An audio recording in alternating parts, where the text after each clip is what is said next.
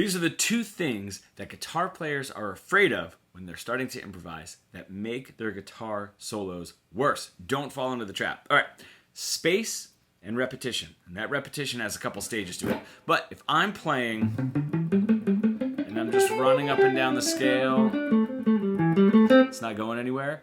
If I can just create some space, at least I'm giving myself phrases and the listener phrases and breathing room, right?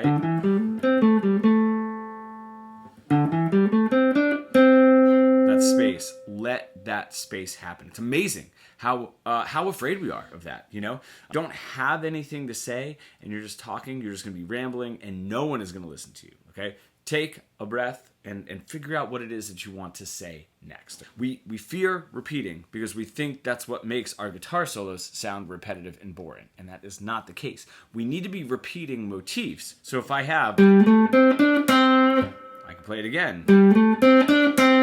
Now it sort of gets stuck in the listener's ear, and it's something that we can attach to a little bit. Now, of course, we're going to want to vary up our rhythm a little bit, because just this 1 and 2 and 3 and 4 and 1 is going to be incredibly boring. So if I have a lick, I start it there, right, with two nice repeating motifs, and then move on to the rest of the scale. It's something to grab onto, right? So repeating, and then come back to it at the end of that whole paragraph, right, to really wrap things up. Do not be afraid to repeat your phrases. Also, the second part of that is do not be afraid to repeat the same note. Okay, this constantly moving to the next note of the scale sounds a little bit like we're just rambling the scale up and down, or practicing the scale up and down, and we're not really trying to improvise. Do not be afraid to play the same note. If I have,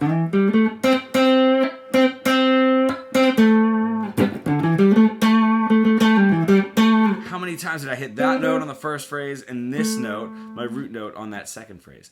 Do not be afraid to hit the same note twice. If I'm playing, right, a little bit more subdued, maybe a little bit more beginner, do not be afraid to do. That's a great beginner phrase right there, right? Playing that note, I don't even know how many times. Create your space. Do not be afraid to repeat the same note, and definitely repeat the same phrase so that we have motif. If you are stuck in that pentatonic, boring guitar solo plateau that we all get into, and you really want to bridge the gap between your creative ideas and what you're able to play, becoming fully fretboard fluent, comment pro below, and we can get started.